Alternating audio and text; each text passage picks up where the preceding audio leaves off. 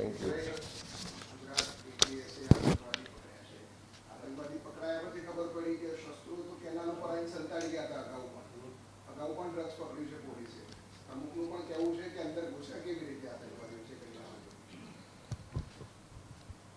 ગુજરાતની સરહદોમાંથી આતંકવાદીઓ છે અહીંયા સુધી પહોંચી જાય. ગુજરાતમાં દારૂબંધી છે તેમ છતાં વિદેશી દારૂ ગલીએ ગલીએ પહોંચી જાય. ગુજરાતના દરિયાકાંઠાથી અબજો રૂપિયાનું ડ્રગ્સ ગુજરાતમાંથી આવી જાય. આ બધી જ બાબતો બતાવે છે કે ગુજરાતનું ગૃહ ખાતું એ રાજ્યના મુખ્યમંત્રીશ્રીના હસ્તક છે. એ ગૃહ ખાતું ને રાજ્યની સરકાર ગુજરાતમાં કાયદો વ્યવસ્થાની પરિસ્થિતિ જાળવવામાં, ગુજરાતના લોકોની સુરક્ષા જાળવવામાં અને ગુજરાતીઓનું જે સલામતી માટેનું સ્વપ્ન હતું એ સાચવવામાં બધી જ રીતે નિષ્ફળ રહી છે. અને એના જ કારણે વારંવાર ડ્રગ્સ અહીંયા ગુજરાતમાં આવી જાય છે. ગલીએ ગલીએ દારૂ મળે છે. મોટા પ્રમાણમાં હથિયારોથી લઈને ઇલીગલ પ્રવૃત્તિ ચાલે છે. અને આજે આતંકવાદીઓ પણ પકડાયા. તો ગુજરાતનું ગૃહ ખાતું કરે છે શું?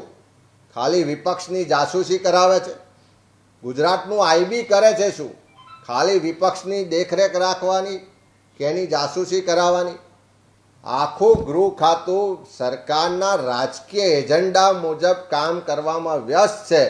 અને બીજી બાજુ ગુજરાતની જનતાની સુરક્ષા, ગુજરાતના યુવાનોનું ભવિષ્ય ભગવાન ભરોસે છોડીને કામ કરતી આ સરકારને અમારે સ્પષ્ટ કહેવું છે કે આ ગૃહ ખાતાનો રાજકીય એજન્ડા મુજબ કે રાજકીય જે હરીફો છે એની માટે કામ કરાવવા માટે ઉપયોગ ઓછો કરો અને ગુજરાતની જનતાની સુરક્ષા માટે આ વિભાગ કામ કરે એ માટે મુખ્યમંત્રીશ્રીને સરકાર ધ્યાન આપે એવી ખાસ એમાં અમારી લાગણી છે.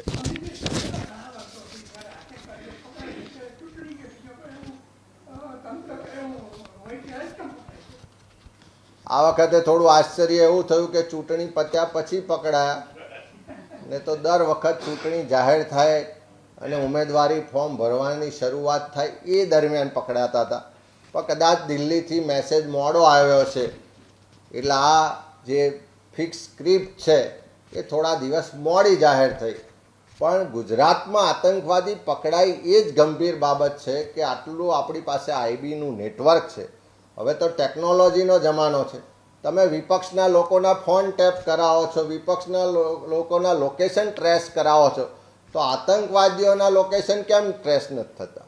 આતંકવાદીઓ કેમ ઝડપથી નથી પકડાતા? તો આપણું આઈબીથી લઈને આખું ગૃહ ખાતું કરે છે શું? એટલા જ માટે અમારું કહેવું છે કે આઈબી કે ગૃહ ખાતાનો ઉપયોગ રાજકીય એજન્ડા માટે, કાર્યક્રમ માટે ઓછો કરો અને ગુજરાતની પ્રજાની સુરક્ષા માટે વધારે કરો એવી અમારી માગણી છે.